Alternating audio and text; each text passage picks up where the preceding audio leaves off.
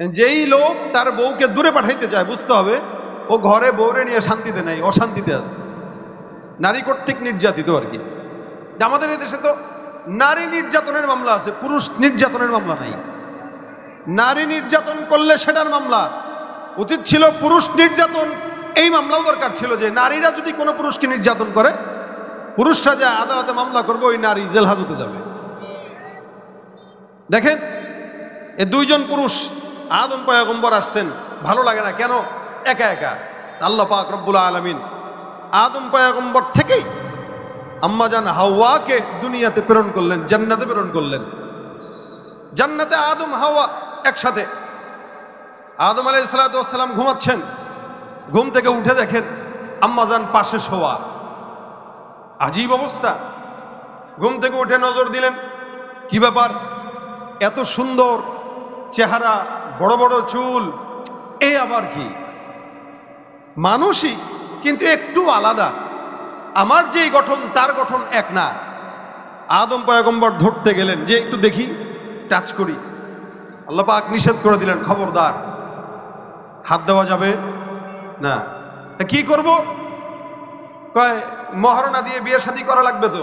তা আদম পয়গম্বর বৈধভাবে মহারণা দিয়া আমাদের আম্মা জান হাওয়াকে বিয়ে করেছেন এবং স্পর্শ করেছেন। আমাদের দেশের যুবকেরা হালাল নাই হারাম নাই বাস বিচার করে না, যেখানে পায় সেখানে নজর দেওয়ার হাত দেয়। আর বর্তমান সময়ে নারীবাদী হয়ে যারা বিভিন্ন চত্বরগুলোতে দাঁড়িয়ে দাঁড়িয়ে ঢাকার রাজপথগুলো গরম করছে যে আমার যৌন অধিকার আমাকে দেওয়া দরকার, যারা দাঁড়িয়েছে এদের সবগুলোর বয়স 50 থেকে উপরে, 60-এর উপরে।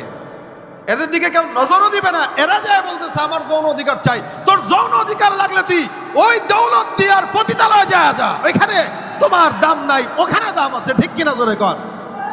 যেখানে দাম আছে ওখানে যা।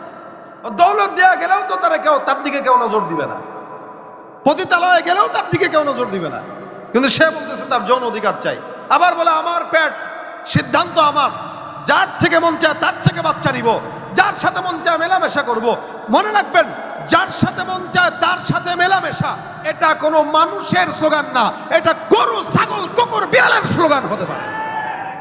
নারী স্বাধীনতার নামে এলো কলঙ্কের জোয়ার, নারী স্বাধীনতার নামে এলো কলঙ্কের জোয়ার, একি নারীর অধিকার কখন জানি শেষ হবে এই অশ্লীলতা, একি নারীর অধিকার কখন জানি শেষ হবে এই অশ্লীলতার।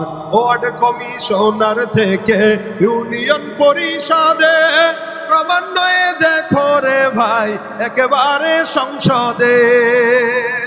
ওয়ার্ড কমিশনার থেকে ইউনিয়ন পরিষদে ক্রমান্বয়ে দেখো রে ভাই একেবারে সংসদে।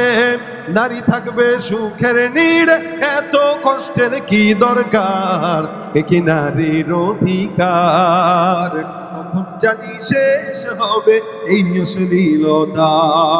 ঠিক কিনা? উলঙ্গ বেহায়া বোনায় নিজেকে বুঝে ধন্য, শয়তানের মন ভরাতে হয়েছে ভোগের পণ্য। ঠিক কিনা? উলঙ্গ বেহায়া বোনায় নিজেকে বুঝে ধন্য, শয়তানের মন ভরাতে হয়েছে ভোগের পণ্য। নাস্তিকতার বেড়া জাল দেখায় যে রঙের বাহার, নাস্তিকতার বেড়া জাল দেখায় যে রঙের বাহার, একি নারীর অধিকার কখন জানি শেষ হবে এই অশ্লীলতার। ঠিক কিনা? স্বাধীনতা ইসলাম বেশি দিয়েছে না কম দিয়েছে? আল্লাহ পাক রব্বুল আলামিন আদমকে প্রেরণ করলেন, হাওয়াও আসলেন, দুইজনের সম্মতিতে বিবাহ হলো। তারপরে তাদের মেলামেশা আল্লাহ পাক দিলেন। ওই মেলামেশা থেকে হাবিল আর কাবিলের জন্ম। ওখান থেকেই বংশ পরম্পরায় আমাদের পর্যন্ত আজকের এই পৃথিবী। আল্লাহ পাক বলেন ইন্না খালাকনাকুম মিন যাকারি ওয়া উনসা ওয়া জাআলনাকুম শুউবা ওয়া ক্বাবাইলা লিতাআরাফু। মনে রাখবেন, আল্লাহ নারী আর পুরুষের বৈধ পন্থায় বিবাহের মাধ্যমে সন্তান দেয়, সেখান থেকে আবার বৈধ পন্থায় আরেক সন্তান হয়। অবৈধ পন্থায় যেগুলো জন্মগ্রহণ করে ওদেরকে বৈধ সন্তান বলে না, পিতৃ পরিচয়হীন অবৈধ সন্তান বলা হয়। এই জন্য আল্লাহ পাক বলেন, ওয়ালা তুকরিহু ফাতায়াতিকুম আলাল বিগাই ইন আরাদনা তাহাসসুনাল লিতাবতাগু আরাদাল হায়াতিদ দুনিয়া। আল্লাহ বলেন, তোমরা তোমাদের দাসীদেরকে, যুবতীদেরকে যারা বেশ্যাখানায় দাও, পতিতালয়ে দাও, সাময়িক কিছু টাকা পয়সা অথবা দুনিয়ার কিছু চাকচিক্য হাসিল করার জন্য, এটা যদি কেউ করো তাদের মতের বিরুদ্ধে, মনে রাখবা এটা তোমাদের মারাত্মক গুনাহের কাজ। এটা আল্লাহ নিষেধ করেছেন। যারা এই কাজ করে এটা আল্লাহর সঙ্গে নাফরমানি করা।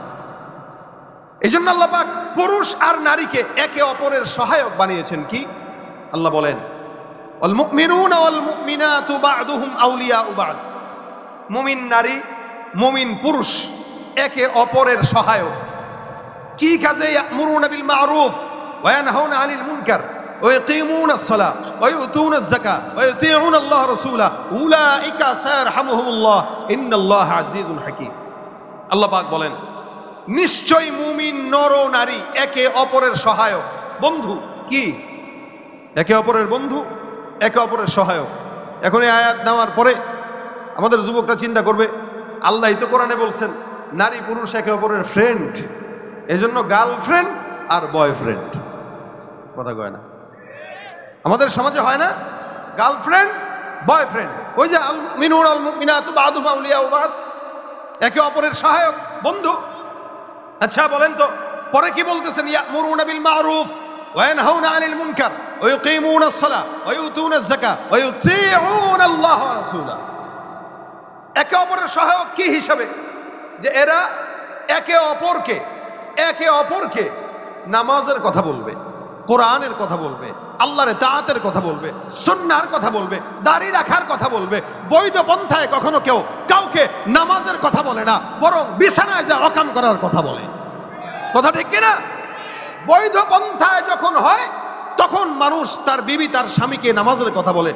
অবৈধ পন্থায় কখনো কেউ কাউকে নামাজের কথা বলে না। অবৈধ পন্থায় কেউ কাউকে রোজার কথা বলে না। অবৈধ পন্থায় কেউ কাউকে আল্লাহর সুন্নাত মানতে বলে না। কারণ আল্লাহর সুন্নাত মানতে বললে তো প্রেমের ব্যাকআপ ঘটবে।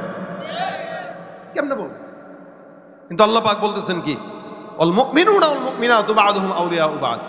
নারী পুরুষ একে অপরের সহায়ক। ভাইরা আমার, বুঝেন, এই দুনিয়াতে যত ভোগ সামগ্রী দেখেন, এই যে বাড়ি গাড়ি না যা কিছু আছে, আল্লাহ রাসূল সাল্লাল্লাহু আলাইহি ওয়াসাল্লাম বলেন, আদ-দুনিয়া কুল্লুহা মাতা ও খায়রু মাতা'আদ দুনিয়া আল মারআতু সালিহা।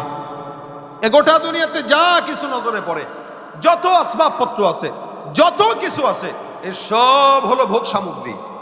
গাড়ি ভোগ সামগ্রী, বাড়ি ভোগ সামগ্রী, ব্যবসা বাণিজ্য সম্পদ ভোগ সামগ্রী, সন্তান ভোগ সামগ্রী, যা কিছু আছে এগুলো সুন্দর সুন্দর ভোগ সামগ্রী। আল্লাহর নবী বলেন, এই সব কিছুর মধ্য থেকে সবচাইতে উত্তম ভোগ সামগ্রী আদ-দুনিয়া কুল্লুহা মাতা ওয়া খায়রু মাতা'আদ দুনিয়া আল মারআতু সালিহা। সবচেয়ে উত্তম ভোগ সামগ্রী একজন নেককার বিবি। সুবহানাল্লাহ।